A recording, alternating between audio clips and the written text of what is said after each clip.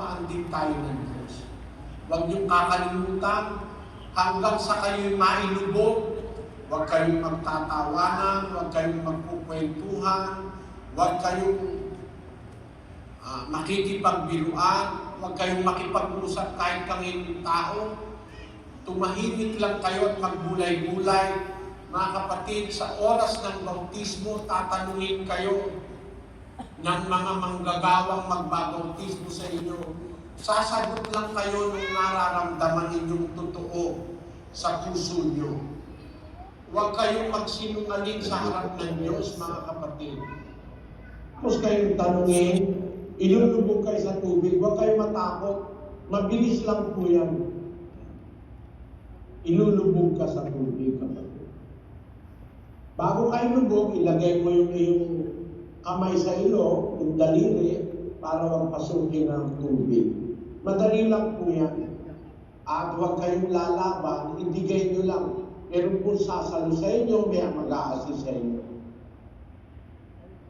Kung meron kayong duda, huwag kayong tumuloy. Kung sumasampalataya kayo ng buong puso, tumuloy kayo. Huwag kayong magpabukas. Bakit? Pakinggan nyo sa Hebreo 3. Ganito ang ating mababasa sa versikulo 13. Ngunit kayo'y mga pangaralan sa isa't isa araw-araw, samantalang sinasabi, ngayon, baka mapagmatigasin ang sino man sa inyo ng daya ng kasalanan. Ayan, baka kung hindi ngayon, samantalang sinasabi ngayon, baka kayo ang ikay papagmatigasin ng daya ng kasalanan.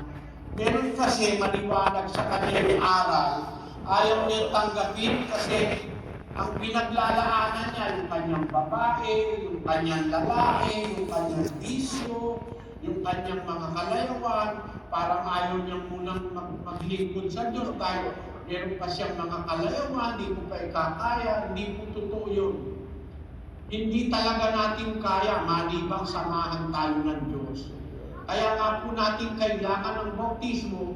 Sa bautismo, ipinagkakaloob ang kaloob ng Espiritu Santo na makakatulong sa ating kahinaan para tayo makasunod sa Diyos. Kailangan po ang bautismo para mabigyan tayo ng katulong na Espiritu, mga kapatid. Kailangan nyo yan. Huwag niyo kung kayo po'y sumasampalataya, magpatuloy kayo. Huwag niyo i-postpone. Baka ang mangyari sa inyo, tumigas ang inyong puso sa daya ng kasalanan. Uulitin ko ang 2 Korintos 6:2. Pakinggan niyo, kapatid na Daniel. Sapagkat sinasabi niya, sa panahong ukol kita'y pinakinggan, at sa araw ng pagliligtas, kita'y sinaklolohan. Narito, ngayon ang panahong ukol.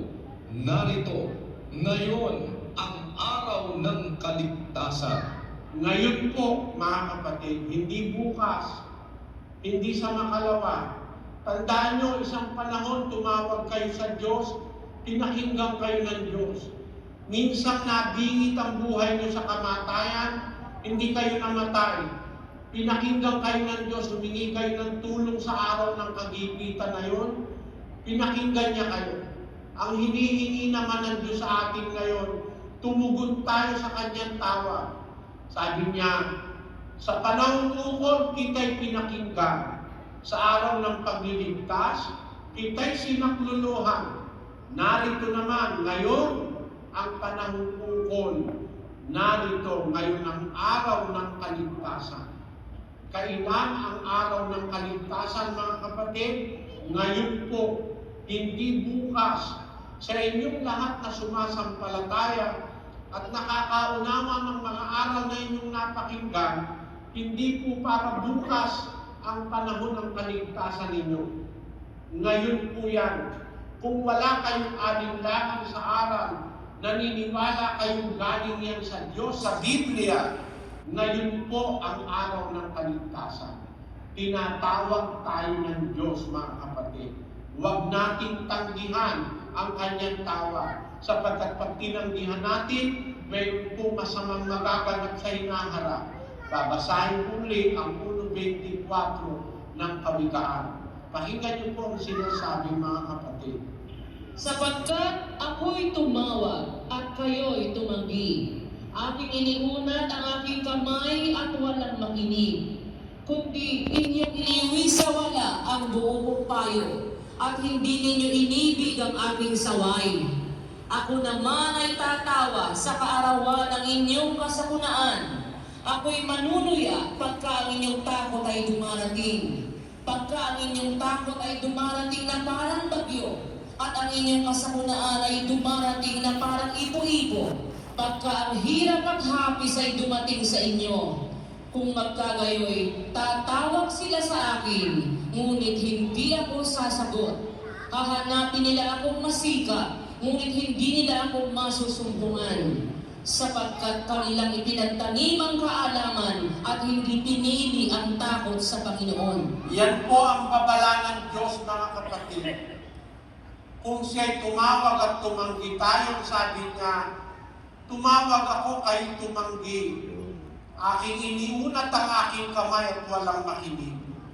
Kundi inyong iniuwi sa wala ang buong payo, hindi ninyo inibig ang aking saway. Ako naman ang tatawa sa kaarawan ng inyong kasakunaan. Ako'y manuluya pag ang inyong takot ay dumarating. Pagka ang inyong takot ay dumarating na parang bagyo. Pagka ang inyong kasakunaan ay dumarating na parang ipo-ipo. Pag ang hirap